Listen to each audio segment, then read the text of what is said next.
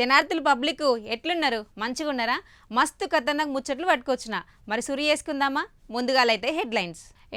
ఏమోనమ్మా, గిదేం చదువులో గిదేం పరీక్షలో నాకైతే అస్సలు సమజైతలేదు. కష్టే ఫలి అన్నారు కానీ ఇప్పుడు క్యాషే ఫల్ అనేది దునియా మీద నడుస్తుంది అయ్యిందనిపిస్తుంది నాకైతే. పొద్దుగాల కోళ్ళు గూయక ముందే లేచి పుస్తకాలు వట్టి చదివినోడికి సున్నా, పైసలు జల్దీ పేపర్ కొన్నోడికి పుణ్యానికి మార్కులు. కాలికాలం ఏం చేస్తాం మరి? కంచెసేని మేసిందట, గట్లుంది కథ. పరీక్ష పెట్టేటోడు పేపర్లు అమ్ముకుంటుంటే ఇంకా చదువుడెందుకు భయ్యా? బ్యాంకులకు కన్నాలు ఎత్తయిపోయాయి, లేకపోతే గజ్జి కట్టి కథలు చెప్పుకున్నాడు నయం కాదా? ఇగో ఢిల్లీలో జంతర్ మంతర్ కాడ మన పోరగన్లు చేస్తున్న లొల్లి చూస్తుంటే దేశం నవ్వుల పాలు అయితలేదా? Education system గబ్బులేసిపోతలేదా? దునియా మార్కెట్లో ఇజ్జత్ పోతలేదా? సరే నేను ఎందుకనండి ఇవ్వండి, కానీ మీరైతే ముందుగల మొత్తం వినుండ్రి.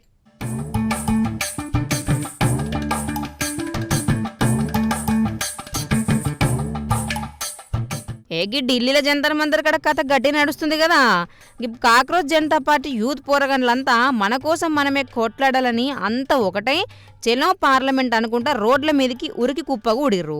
పార్లమెంటుకు పోయి చట్టాలు మారుస్తారో ఏమో గాని పోలీసులు పెట్టిన బారికేడ్లను మాత్రం అడ్డంగా ఎరగొట్టిర్రు. ఇక పోలీసులేమో ఆగుండ్రా భయ్ అని బతిమిలాడి తినకుండా పోరగాన్లు దూసుకుపోతుర్రని కథ జర ముదిరి పాకాన పడ్డట్టు అయిపోయింది. గింతగాంగా పోలీసులు ఊకుంటారు. లాఠీలకు పని చెప్పిర్రు, టియర్ గ్యాస్ కొట్టిర్రు.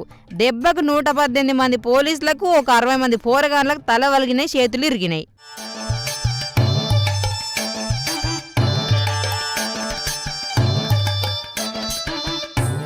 ఇగట ఆసుపత్రి బెడ్ మీద వండుకున్న సోనం వాంగ్చుక్ సార్ కూడా గీ ముచ్చట చూసి, అరే తమ్ముళ్ళు జర గమ్మునుండుర్రి, శాంతిగుండుర్రి, శాంతి గొట్లాడదాం రబ్బాయి అని నెత్తినోరు మొత్తుకుంటుండు.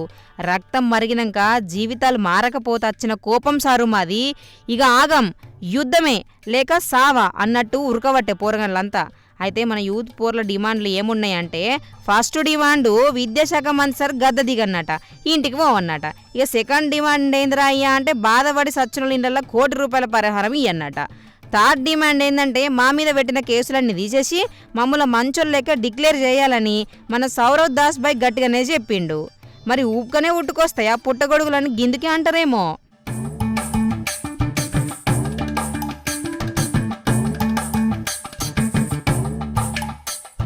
అయితే గింతలుండి జరుగుతుంటే మన పెద్దసారు ఊకుంటాడు. ఎక్స్లా ఒక ట్వీట్ వారేసిండు, పోర్ల జిందగీతోటి ఆటలాడితే తోలు తీస్తా, పేపర్ లీక్ చేసిన తొందరగా జైలుకు పంపనికి ఫాస్ట్ ట్రాక్ కోర్టులు పెడుతున్నాను ఒక ట్వీట్ ఇడిచి మన ప్రధాని మోదీ సారు. ఇక లీక్ అయిన పేపర్లకు దిక్కులేదు కానీ కోర్టులు మాత్రం ఫాస్ట్గా నడుస్తాయట. అసలు ముచ్చటేందంటే, ఈ పేపర్ లీకేజీలో అనుకున్న పెద్ద తలకాయలు ఎవలు, ఏటా పరీక్షలు రాసుడు, పేపర్ లీక్ అవుడు, మన పోరగన్లు రోడ్లెక్కి లొల్లి చేసుడు, గిది ప్రతేడు వచ్చే దసరా దీపావళి పండుగ లెక్కనే అయింది.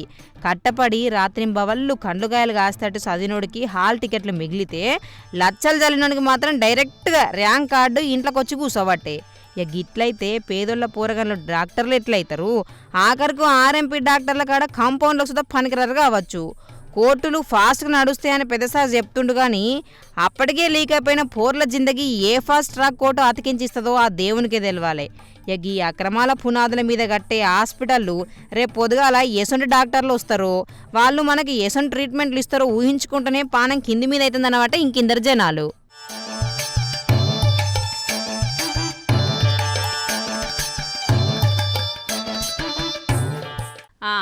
ఇది ఇంకా ఆచతట్టలేదుగా. సీత, ఓ సీత, వచ్చి ఆర్తలు చెప్పేయమన్నా పందేసుకుందాం అనుకుంటే రానే రావేందే నువ్వు?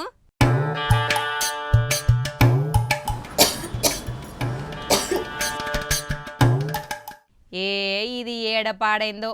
మదన్న నువ్వన్న జర దొరకబట్టి కెమెరా పెట్టే దాని మీద.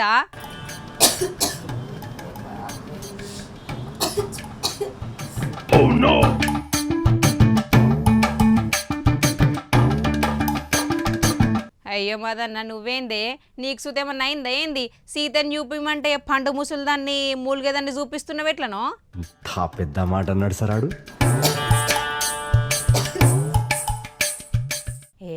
ఈ కీసిపిట్ట గొంతు చూస్తే మా సీత లెక్కనే ఉంది. ఓసే సీత నువ్వేగా? ఆ ముసుకుది ముందుగాల. అయ్యో ఇంకోసారి అయ్యా కూర్చుంటే గులుపు పాటలు పండుకుంటే నిద్రే అత్తలేదు. అమ్మో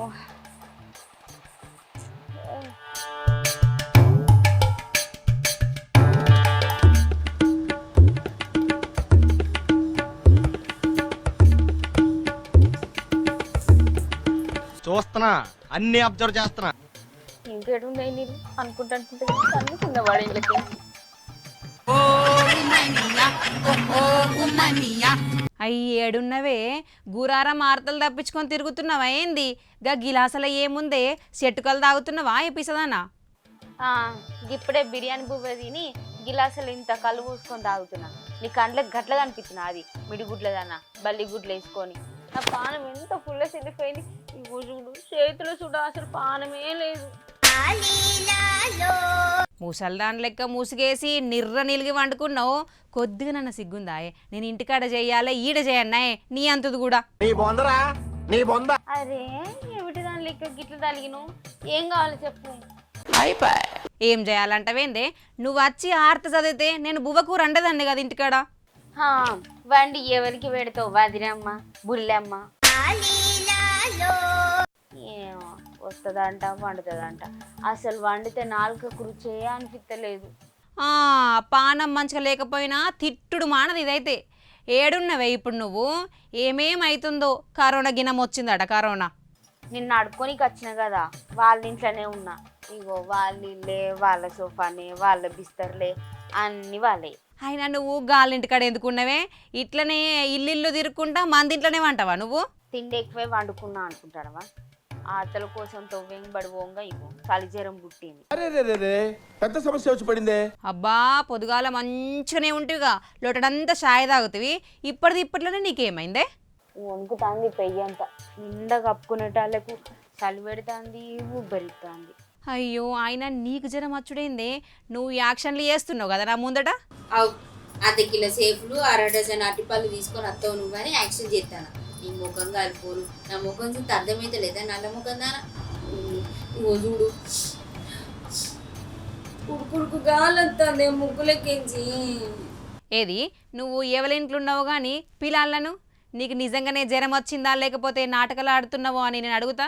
సుజాతక్క, ఓ సుజాతక్క, మందుకొని అట్టుకొత్తా అని రోడ్డు తానికి పోయింది. ఆయన ఉత్తుగా నేనెందుకంటే మీ అమ్మ నీకు అంత డౌట్ కొడితే డాక్టర్ని తోడు. అమ్మో ఇది గింతగానం చెప్తుందంటే నిజంగానే ఉన్నట్టుంది. అయ్యో నిజంగానే జ్వరం వచ్చిందా? బయట ఏందున్నావో ఏందో ఆగమాగం. మన బజార్లో బండి కాడ 2 బజ్జీలు తిన్నా, ఇంకా ఈ నూడిల్స్ తిన్నా, ఇంకా కోడెర్ర ఉన్నదని ఆ లెగ్ పీసులు తిన్నా, ఇంకా కాడ నీళ్ళు తాగిన. ఇక రాంగ ఇవాళ అయితే అసలు ఏమీ తినలేదే, ఏం తినలే. జీతం వచ్చింది ఒడిసదాంక పోతాం పట్టేటట్టున్నావు. లంకిడి తిండి తింటావు అంతా. ఇప్పుడు చూడు ఏమైందో. అవు నువ్వు ముల్లెగట్టి పంపితే వినమాట. నాకు ఆయన ఖర్చు పెట్టుకున్నా, తిన్నా, తాగినా, నా దోస్తు గారు వచ్చిండు, వాళ్ళు ఖర్చు పెట్టిండు, వాళ్ళు తిన్నారు, తాగినా వచ్చినాం. ఆయన గవ్వి తింటే ఎందుకు వస్తుంది జ్వరము? ఈ పిసదాన వామో కరోనా వస్తుందట. ఆయన తదొచ్చింది ఏంది నాకు? పోతారు, మొత్తం పోతారు. నీ మొఖం కరోనా వస్తుంది. సగం గుబులకే మంచం పట్టినట్టున్నావు నువ్వు. అయినా గంత తిండి తిన్నాక పానం పాడగాకపోతే ఇంకేముంటదే? ఆయన నువ్వు కూరలు బువ్వలు కమ్మగా అంటుంటే అవ్వే తింటుండి, బయట నేనెందుకు తింటా? అయినా నీకేమన్నా కూరలు బువ్వలు అండొస్తుందా? ఏం వండదు. గదేదో చేస్తావు, చింతపండు విసికి ఆ పులుసు చేసుడు తప్ప ఇంకేమన్నా వస్తుందా నీకు? ఓ పులుసు చేసుడు రాదు, చక్కగా పప్పు అండు రాదు, నీకేది అండు రాదు, పులుసు మొక్కదా. జ్వరం వచ్చినా కరోనా వచ్చినా నన్ను తిట్టుడైతే మానవు కదా నువ్వు. ఏమోనే అమ్మ, ఈ అడ్డమైన జ్వరం నాకే వచ్చి అవ్వ అగోగో మొత్తం మీరిపోయినట్టు అనిపిస్తుంది. నేనే ఇప్పుడు కాకపోతే నా అయింది అమ్మా. ఓ గీతి సత్తనయిందే. నీ అవ్వ ఇది ఆనకాలం కదా. జర పైలంగా ఉండాలి, కాగబెట్టిన నీళ్ళు తాగాలి, ఇల్లు ఆకిలి నీట్గా ఉంచుకోవాలి, దోమలిగలు రాకుండా చూసుకోవాలి. అబ్బో గ్యాస్ మీద ఏమన్నా పెడితేనే అయ్యో గ్యాస్ అయిపోకూడదు కదా నేను సీతి అని కూరంతా తినబెట్టేటట్టు ఉడతావు. మళ్ళీ కాగబెట్టిన నీళ్ళు తాగవాలట, కాగబెట్టిన నీళ్ళు. బయటే సుట్లా ముందుంటవే. అయినా నేను ఎప్పుడన్నానే జరంతా హండ్రుడు ఆలస్యమైతే కుండల మూతలు తీసుకుంటూ చూస్తావు అయిందా కాలేదా అని. ఇంకా నన్ను అంటున్నావా సీమ మొఖం దానా? అవ్వ సీమనే గుట్టిందో దోమనే గుట్టిందో అనే అబ్బా ఈ జ్వరమో లేకపోతే కరోనా వచ్చి కాలిపోయిందో అసలే ఆ దిక్కుమల రోగం మళ్ళీ వచ్చి కాలిపోయిందటనే అబ్బా. ఏ నీ కరోనా సల్లగుండా పైలంగా అయితే ఉండు కానీ జరగా జింద తిలిస్మత వేసుకోనన్నా షాయి తాగు అన్నీ పోతాయి. అవు చెప్పమంటే తీయగా చెప్తావు మాటలన్నీ. ఏనాడన్నా గా చెల్లెని పైసలన్నా దానం చేసినావా? చిప్పుడు గట్ట ముఖం దానా బల్లి ముఖం వేసుకొని మళ్ళీ మీకెళ్ళి మంచిగా మాట్లాడతాను. ఇంకా సుజాత అక్కనన్నా పోయింది కదా నేను మందు గోళీలు తీసుకొస్తా అని. ఏమో తీయగా ఆ గోళీలు పట్టుకొచ్చినాక వేసుకొని తిని పంట సప్పుడు. ఇంకా దీని ముఖం పాడవాడ కుండలు కుండలు అండి పెట్టినా ఏం పెట్టలే అంటదుల్లా. అవు నీ ముఖానికి ఏం తెచ్చిపెట్టినాడే నాకు నల్ల ముఖం దానా? అందరి ముందు పరుగు పోయిందిగా. ఇగో ఏమోనే సీత మంచిగా ఇలా చికెన్ అంటదాం అనుకుంటే మా సీత కోసం వచ్చి పప్పు పోన్కేసి ఇంత ఎల్లిపాయ కారం నూరుతుంది సప్పుడేగా వండుకో నువ్వైతే. గయ్యి తినే గిట్లయినా ఆయన జ్వరమేమన్నా చెప్పత్తా లేకపోతే ముహూర్తం చూసుకొని వస్తుంది. ఆయన రంగరంగ చికెన్ తెస్తా అన్నావు కదా పట్టుకొని రా మసాలా నుంచి నూరంతా ఎండిపోయింది. అగో పానం మంచిగా లేకున్నా కూడా చికెన్ తింటావా? ఏమన్నా పట్టిందా నీకేమన్నా? గట్లా అంటే నన్ను తెచ్చి లేకపోతే నా మాట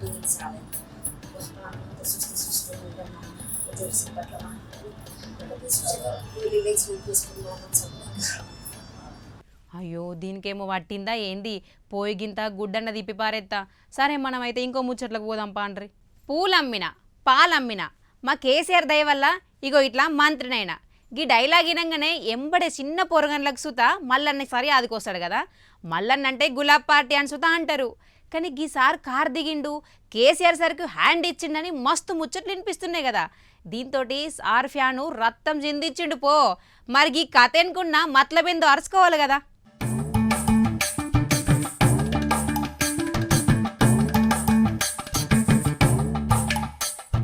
కారు పార్టీకి మల్లన్న సారు అంటీ ముంటనట్టు ఉండబట్టే అప్పట్లాగి ముచ్చట్నే వినిపిస్తే చల్ నేను సార్తోటే ఉన్నా కారు దిగే కథే లేదు అని. కానీ గా బీఆర్ఎస్ సభకు పోకుండా కాంగ్రెస్ సభకు పోయి పరేషాన్ చేసిండు అందరినీ. ఎన్నికలప్పుడు కార్యకర్తల రక్తం మరిగిపోవాలంటారు కానీ ఒక అన్నం మాత్రం రక్తం ఏరు పారేటట్టు కాగితం మీద బాధనంతా ఇళ్ళబోసిండు. సారు కారుకు దూరంగా ఉండు చేయబట్టి సారునే నమ్మిన ఓ కార్యకర్త రక్తం నిజంగానే మరిగింది. అందుకే రక్తంతోటి బహిరంగ లేఖ రాసిండు పో.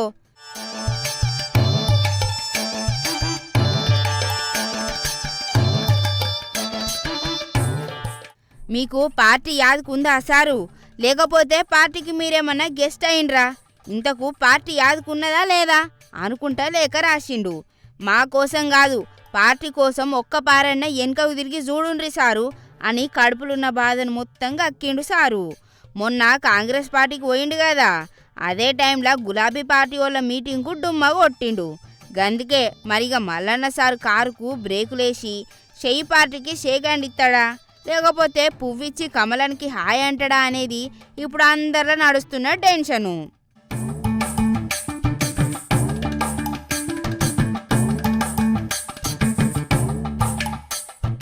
గీ అన్ని చూసి వీరాభిమానులకు బాధ అవుతుందట. గిట్లా ఓ అభిమానికి కడుపు మైండి రక్తం దారపోసి లెటర్ రాసిండు. గులాబీ జెండాను భుజాన మోసిన లక్షల మంది కార్యకర్తల మనోభావాలను దెబ్బతీయకుండ్రి సారు మీ సొంత లాభం కోసము అని అనుకుంటా బాధపడబట్టే ఓ కార్యకర్త. అధికారంలో ఉన్నప్పుడు జోరు యూహించి పార్టీ కట్టకాలంలో ఉన్నప్పుడు బాయ్ బాయ్ చెప్తే ఎట్లా అని అడిగి కడిగినంత పనిచేసిండు గీ లెటర్లా. కార్యకర్తలను మీ కాలేజీలలో పనిచేసే నౌకరుగాళ్ళ లెక్క చూసుకుంటా పార్టీని ఆగం పట్టిస్తున్నాం అనుకుంటా కారాలు మీరాలు నూరిండు. కార్యకర్తలను మరిచిన నాయకుడు చరిత్రహీనుడు, కాలగర్భంలో కలిసిపోడు తథ్యం అనుకుంటా మంచి భాషలు తీటిపోసి శాపనార్థాలు పెట్టిండు. మరిగా మల్లన్న ఇప్పటికన్నా మౌనం వీడి అసలు ముచ్చటి ఏంది అనేది చెప్తాడా? చప్పటి మాటలతోని ఊరిస్తాడా లేకపోతే కారిడిచి ఇంకో పార్టీకి ఉరుకుతాడో చూడాలిగా.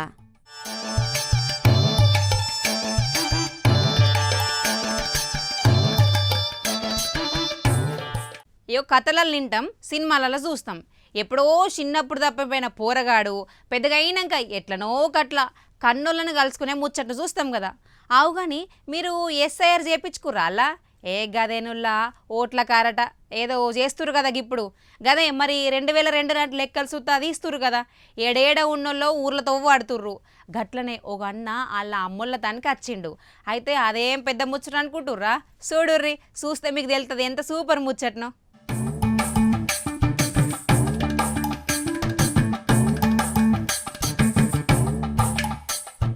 30 ఏండ్ల కిందట ఒక చిన్న తప్పు జరిగిందని తల్లిదండ్రులు తిడతారనే చిన్న భయంతో ఇల్లు ఇడిచిపోయిండు ఓ కొడుకు. ఇన్నేళ్లకు మళ్ళా కన్నోళ్ళ గుడికి చేరిండు. ఎక్కనో మహారాష్ట్ర, బీహార్, బెంగళూరు తిరిగినా ఆ గుండెల్లా కన్నోళ్ళ ప్రేమ గట్లనే దాగి ఉండిపోయింది. అయితే కర్నూలు జిల్లా ఎమ్మిగనూరు టౌన్కు చెందిన ఎల్లమ్మ ఎల్లప్ప దంపతుల కొడుకు రాముడు కరెక్ట్గా 30 ఏండ్ల కిందట అంటే 1996లా రాముడు 10వ తరగతి పరీక్షలు రాసిండు. కానీ ఆ పరీక్షలల్లా ఫెయిల్ అవుడుతోని జిందగీకే పెద్ద పరీక్ష పెట్టిండు. రిజల్ట్స్ రాగానే అయ్యో ఇంట్లో అమ్మ నాయన ఏమైనా తిడతారో ఏందో అని చిన్నపిల్లగాని మనసు భయపడ్డది. ఏం చేయాలనో తెలియక పెదనాన్న కొడుకు నాగరాజును ఎంబడేసుకొని ఎవలకు చెప్పకుండా ఇల్లు ఇడిచి వారిపోయిండు.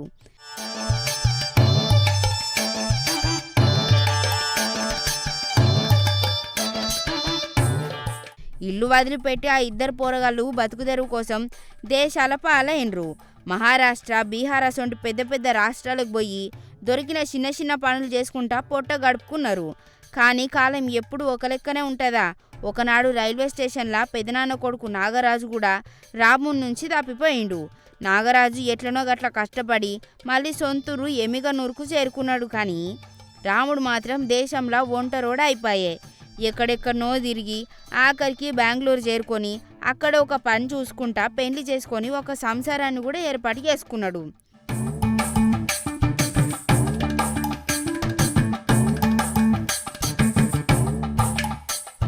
కది ఇట్లా నడవంగా ఇప్పుడు దేశం అంతటా ఓటర్ల ప్రత్యేక సమగ్ర సవరణ ప్రక్రియ నడుస్తుంది కదా. ఇందుకు అధికారులు 2002 నాటి ఓటర్ల జాబితాను బేస్ చేసుకున్నారు. ఈ ప్రాసెస్లో రాముడికి తన తల్లిదండ్రుల వివరాలను ఓటర్ లిస్టులో నమోదు చేసేది వచ్చింది. కన్నోళ్ళు ఉంటేనే వివరాలు ఉంటాయి, లేకపోతే ఓటర్ల లిస్టు నుంచి పేరు తీసేస్తామని అధికారులు గట్టిగానే చెప్పిండ్రు కదా. గందుకే ఇక 30 ఏండ్ల సంధి గుండెల దాచుకున్న కన్నోళ్ళ జ్ఞాపకాలు ఒక్కసారిగా మేల్కొన్నాయి. అమ్మ నాన్నని ఎత్తుకుంటా మళ్ళీ ఎమ్మిగనూరుకు చేరిండు. గట్ల సర్కారు అధికారులు చేసిన ఓటర్ లిస్టు సవరణ ప్రక్రియ 30 ఏండ్ల కిందట ఈడిపోయిన ఒక కన్న ప్రేమను, ఒక కుటుంబాన్ని తిరిగి ఒక్కటే చేసింది పో.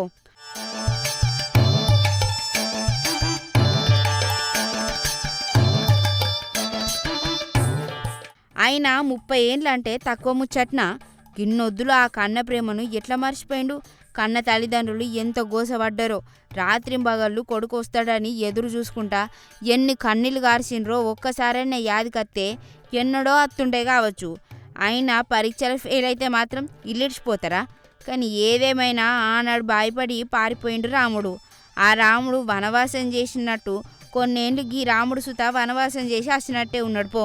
మొత్తం మీద అవ్వయ్యలేని ఇన్నాళ్లకు పెండ్లయ్యి పిల్లలు వచ్చినాక కానీ కన్నవారి విలువ తెలియలేదు. ఆలస్యంగానైనా ఓటర్ లిస్టు సాకుతోనైనా ఆ ఇల్లాయన కండ్లల్లా ఆనంద బాష్పాలు తెచ్చుకున్నందుకు ఆ దేవుడికే దండం పెట్టాలి. కన్న పెగు బంధం ఎప్పటికైనా ఒక్కటవుతుందని ఈ కథ చూస్తే అర్థమవుతుంది కదా నువ్వులా.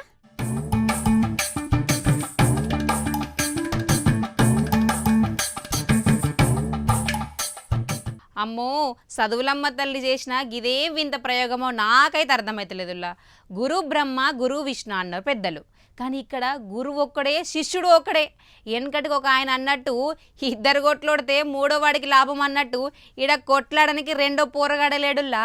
ఊర్లల్లో బతుకుదెరువు లేక పెద్దలంతా సిటీల బాట పడితే పల్లెటూర్లల్లో స్కూళ్ళు జర బూత్ బంగ్లా లెక్క మారుతున్నాయి. గిదేంది సారు స్కూలా లేకపోతే పర్సనల్ ట్యూషన్ ఆనతట్టు ఉంది ఓ కథ. చూడుర్రు అది కూడా.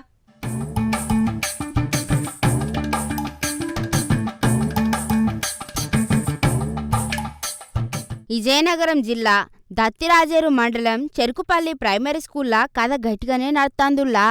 గీ స్కూల్కు పోతే గుండె గుబేలంటాంది. ఎందుకంటే ఆ బడి మొత్తాన్ని కలిపి ఉన్నది తొంపల గౌతమ్ ఒక్కడే. అంటే గా పిల్లగాడు ఒక్కడే స్టూడెంటు. ఆ పిల్లగానికి చదువు చెప్పేటందుకు ఉన్నది అప్పలరాజు అనే ఒకే ఒక్క సారు. పోయినేడు ఒకలే ఉండేనంట. గా పిల్లగాడు 5వ క్లాస్ పాస్ అయ్యి వేరే ఊరికి పోతే ఈ ఏడు గీ గౌతమ్ అనే పిల్లగాడు ఫస్ట్ క్లాస్లో జాయిన్ అయ్యి స్కూల్ పరువుగా పడిండు. గీ పిల్లగాడికి నేను రాకపోయి ఉంటే ఆ సారు గాడ బెంచ్లకు పాటలు చెప్పుకోవాల్సి వచ్చేదేమో. ఇక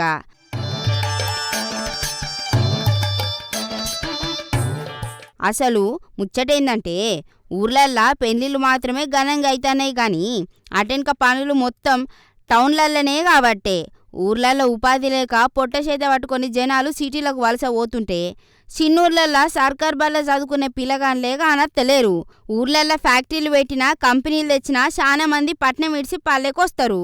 గప్పుడు సర్కార్ బళ్ళు సర్కార్ ఆఫీసులు అన్నీ కలకలలాడితే అనబట్టే ఇంకిందరు.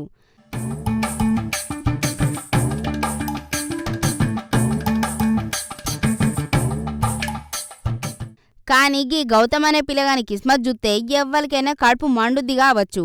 క్లాస్లో ఫస్ట్ ర్యాంకు వాడిదే, లాస్ట్ ర్యాంకు వాడిదే కదా మరి. లీడర్ వాడే, బ్యాక్ బెంచ్ స్టూడెంట్ వాడే, మరి మామూలుగా ఉంటుందా ముచ్చట? ఒక్కరోజు బడికి పోకపోయినా సారి ఇల్లు ఎత్తుకుంటూ వస్తాడు కావచ్చు. కానీ అన్ని పుక్కెట్లు దొరికే సర్కార్ బడికి పిల్లగాళ్ళను పంపక గా కాన్వెంట్ స్కూళ్ళకి ఎందుకు దొరకపోతాన్రో ఏందొగ్గి అవ్వయ్యలు. కానీ పేదోళ్ళైతే కార్పొరేట్ స్కూల్లో ఫీజులు కట్టలేక సగం మంది ఏడుస్తున్నారు. కానీ గీ సర్కార్ బల్లే ఒక్క పిల్లగాని కోసం ఒక్కసారి జీతం తీసుకుంటూ కూర్చున్నాడు.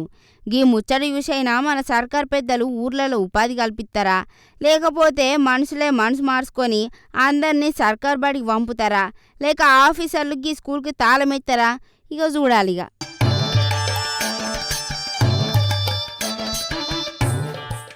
అమ్మో గిదేం సాఫ్ట్వేర్ కొలువులు, గిదెక్కడు కార్పొరేట్ కంపెనీల టార్చర్ నాకైతే అర్థమైతలేదుల్లా. ఉద్యోగం పురుష లక్షణం అన్నారు పెద్దలు కానీ ఇక్కడ వేధింపులే కంపెనీ లక్షణం లెక్క మారినట్టుంది కదా. కూతురు పానం మంచిగా లేదని సెలవు అడిగితే ఉద్యమే పీకేస్తారా? ఉద్యోగులకు రక్షణ ఇవ్వాల్సిన పెద్దసార్లే రాక్షసులు లెక్క మారుతుర్రేందుల్లా. ఏమనున్నా పూరాగడితే ముచ్చటినుండ్రి ముందు.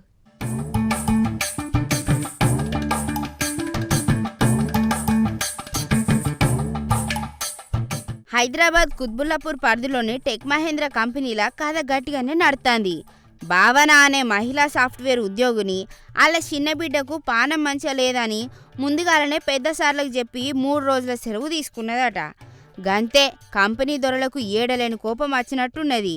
ముందే పర్మిషన్ ఇచ్చి కూడా నువ్వు సెలవెట్లా తీసుకుంటావు అనుకుంటా టార్చర్ చాలు చేసిండ్రట. ఆఖరుకు ఆమెను కంపెనీలనే కొలువులకెంచి పీగివారేసిండ్రట. లీవ్ అడిగితే జాబ్ తీసేసే గీ వింతరులు ఏ బుక్లు ఉన్నదో ఆ దేవునికే తెలవాలి.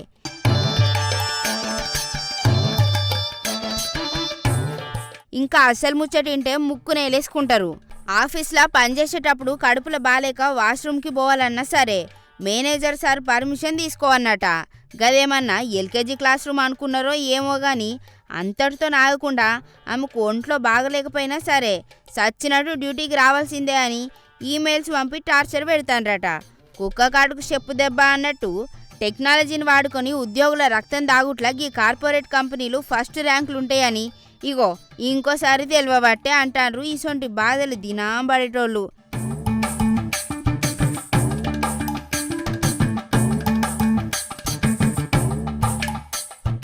ఇంకో ఘోరం ఏందంటే పానం మంచిగా లేక సుట్టి తీసుకుంటే పైసలు ఇయ్యమనుకుంటా బలవంతంగా కొలుకు రావాలని ఆర్డర్లు ఇస్తున్నారట. గీ టార్చర్ భరించలేక ఆఖరికి ఆ సాఫ్ట్వేర్ ఉద్యోగిని భావన దుండిగల్ పోలీసులకు కంపెనీ యాజమాన్యం మీద ఫిర్యాదు అయింది. అన్యాయం చేసినోడు ఎంతటోడైనా సరే చట్టం ముందు మోకరిల్లాల్సిందే అని పోలీసులు కేసు దర్యాప్తు చేస్తుండ్రట. మరి ఈ ఏసీ రూములలో కూర్చొని ఉద్యోగుల జీవితాలతో ఆడుకునే కార్పొరేట్ బాస్ల కథ ఎటు తిరుగుతుందో చూడాలి మరి.